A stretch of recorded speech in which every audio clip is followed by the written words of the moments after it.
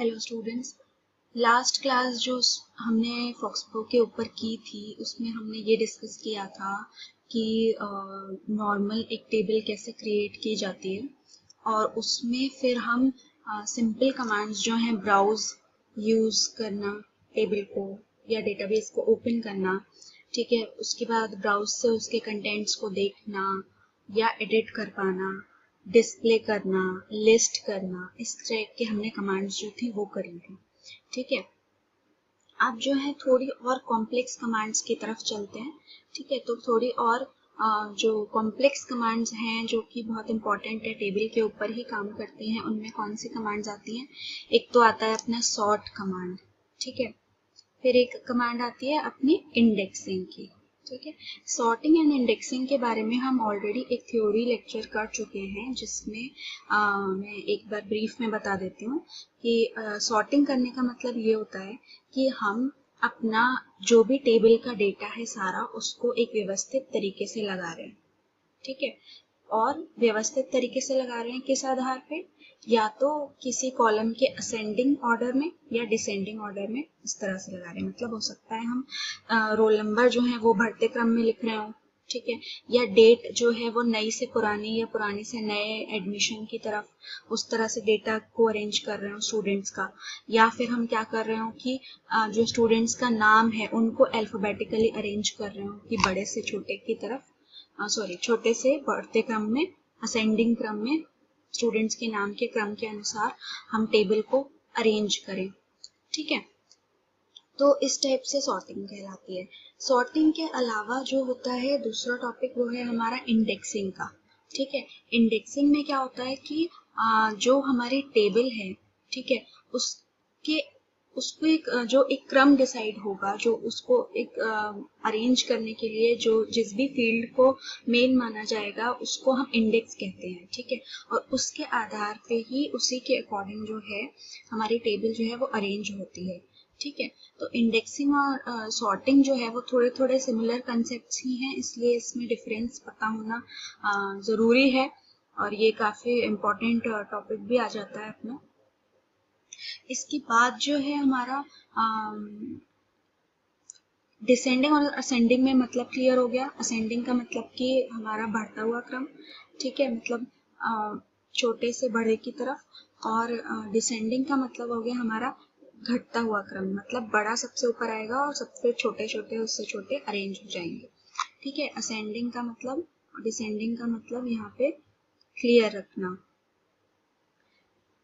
फिर इसको एक बार, फिर इसके ये जब दोनों कमांड्स हमारी क्लियर हो जाएंगी तो हमारा नेक्स्ट बिग टॉपिक आएगा रिपोर्ट और फॉर्म क्रिएट करना यूजिंग रिपोर्ट विजार्ड और फॉर्म विजार्ड, ठीक है। तो एक बार हम पहले सॉर्टिंग, इंडेक्सिंग एंड ऑल करके एक बार ट्राई कर लेते हैं, ठीक है। तो सिंटेक्स वगैरह मैं पहले लेक्चर में बता चुकी हूँ जब मैंने सॉर्टिंग और इंडेक्सिंग के टॉपिक कराए थे, so I am not focusing on syntaxes या यू, मतलब उसको एक बार रिवाइज कर लेना अगर भूल गए हो तो, ठीक है। हाँ, तो हमारी जो टेबल जिस पे हम काम कर रहे हैं वो मैं एक बार तुम लोग को शो कर देती हूँ, ठीक है। यूज करके मैंने पहले उस टेबल को यहाँ पर अटैच कर लिया, ठीक है। देन मैं सिंपली ब्राउज कर देती हूँ, ठीक है। देखो इतने कंटेंट्स हैं इसमें, ठीक है। 5 कंटेंट्स इसमें शो हो रहे हैं, ठीक है। 5 कंटेंट्स इसमें डिसेंडिंग ऑर्डर में शो हो रहे हैं क्योंकि मैंने अभी इस कमांड को एक्चुअली रन कर दिया था, इसलिए ये ऑटोमेटिकली डिसेंडिंग ऑर्डर में रन हो रहे हैं, शो हो रहे हैं, ठीक है। लेकिन we have to focus on the contents, ठीक है। तो अभी के लिए इसको मैं क्लोज करती हूँ। हाँ, तो हम देखते हैं आपकी सॉर्टिंग इस फाइल पर किस टाइप से होती है, ठीक है। जब भी हम सॉर्ट करते हैं तो उसमें सॉर्ट कमांड को लिखते हैं, ठीक है। सॉर्ट टू के आगे आता है टेबल का नेम, ठीक है। टेबल का नेम मतलब ये जो कंटेंट्स हैं इस टेबल के कंटेंट्स को तुम कहाँ पे ले जाके स्टोर करना चाहते हो, असेंडिंग या डिसेंडिंग ऑर्डर में, ठीक है। नई टेबल क्रिएट होती है तो मैं इस टेबल का नाम रखूंगी स्टूडेंट या स्टूडेंट असेंडिंग करके लिख देती हूँ, STUDASE, और फिर इस पे हम लिखते हैं ऑन, मतलब फील्ड का नाम अब आता है ऑन, कि किस फील्ड के अकॉर्डिंग असेंडिंग या डिसेंडिंग आएगा। ठीक है, तो मैं चाहती हूँ कि फर्स्ट नेम जो है उसी में मेरे जो नाम है वो सारे असेंडिंग ऑर्डर में स्टोर हों। असेंडिंग मतलब ABCD करके। ठीक है, तो मैंने ये एंटर कर दिया। ठीक है, अभी कुछ शो नहीं हुआ यहाँ पे, कोई प्रॉब्लम नहीं है। हम क्या करके देखेंगे, वापस से ब्राउज करके देखते हैं। ठीक है, अभी यहाँ पर एक इश्यू आएगा, वो मैं क्लियर करूंगी ब्राउज करने के बाद, तुम्हें पता चलेगा। ठीक है, यहाँ पे मैंने ब्राउज कर दिया। अब यहाँ पर देखो, यहाँ पर क्या हमारे टेबल के कंटेंट्स जो हैं वो डिसेंडिंग ऑर्डर में स्टोर हुए? नहीं स्टोर हुए ना। जो हमारा पहला आउटपुट आ रहा था डिसेंडिंग में वही शो हो रहा है, असेंडिंग में तो अरेंज नहीं हुआ है। ठीक है, जबकि हमने क्या कमांड लिखी थी, सॉर्ट करो स्टूडेंट ASC टेबल में फर्स्ट नेम असेंडिंग ऑर्डर में होना चाहिए। ठीक है, लेकिन ये अरेंज नहीं हुए। ठीक है, तो एक बार वीडियो को पॉज करो, सोचो कि ये जो है क्यों नहीं आया आंसर। ठीक है, पता चल गया? नहीं भी पता चला तो अब हम देखते हैं कि क्या मिस हुआ था। ठीक है, हमने क्या करा, एक मतलब एक हमारी टेबल थी। ठीक है, उसमें कुछ कंटेंट्स थे जो कि पहले से डिसेंडिंग ऑर्डर में थे नाम के। ठीक है, हमने उसको क्या किया, सॉर्ट किया, जिसमें फर्स्ट नेम जो है असेंडिंग ऑर्डर में करा। ठीक है, और उसके कंटेंट्स को, ये सारे जो सॉर्टेड कंटेंट्स थे उसको हमने स्टोर कर लिया नई टेबल में स्टूडेंट ASC, और फिर हमने ब्राउज करके देखा, इतना किया था। ठीक है, लेकिन जब ब्राउज किया तब तो हमारी कौन सी वाली टेबल खुली हुई थी, जो ओरिजिनल टेबल थी जिसमें डिसेंडिंग ऑर्डर में थे, वो वाली टेबल खुली थी। ठीक है, जबकि हमने सॉर्ट करके कंटेंट्स कहाँ डाले हैं, कहाँ कॉपी किए हैं, एक नई टेबल में। तो पहले उसे लाना पड़ेगा ना, उसे ओपन करना पड़ेगा, तभी तो उसके कंटेंट्स दिखेंगे, है ना। तो यहाँ पर हमें ब्राउज करने से पहले क्या लिखना चाहिए था, यूज, कौन सी वाली टेबल यूज करना चाहते हो, जो अभी क्रिएट करी है। ठीक है, तो यूज में मुझे चाहिए student.asc वाली टेबल। ठीक है,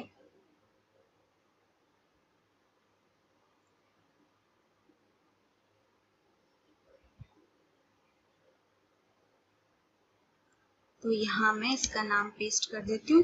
ठीक है, फिर एंटर, ये वाली टेबल ओपन हो गई है।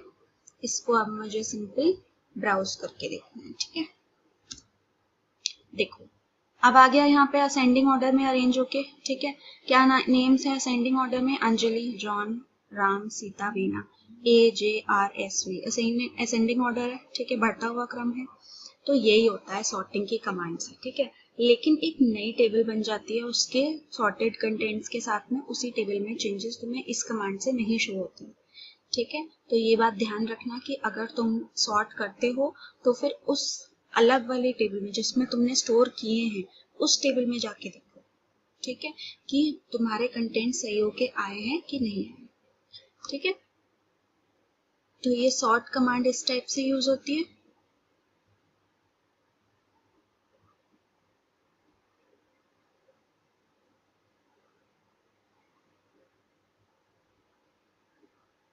अब जो है ऐसा करते हैं हम, असेंडिंग और डिसेंडिंग इसी टाइप से यूज होता है। ठीक है, मतलब कि यहाँ पर जो है तुम लोग इसमें कुछ भी यूज कर सकते हो।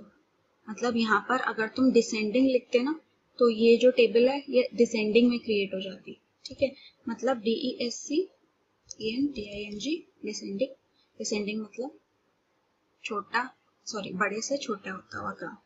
हाँ, तो यहाँ पर जो है हमने डिसेंडिंग अगर करा होता, ओके, ये फाइल, ये तो ऑलरेडी इन यूज है ये टेबल, इसको मैं क्रिएट वापस से नहीं कर सकती अभी। ठीक है, तो लेकिन डिसेंडिंग इसी टाइप से यूज होता है, चाहे तुम यहाँ पे असेंडिंग लिखो चाहे डिसेंडिंग लिखो, और जो टेबल नई क्रिएट होगी उसमें इसी टाइप से जो है डेटा अरेंज हो जाएगा। ठीक है, अब जो है एक इंडेक्स वाली कमांड देख लेते हैं। ठीक है,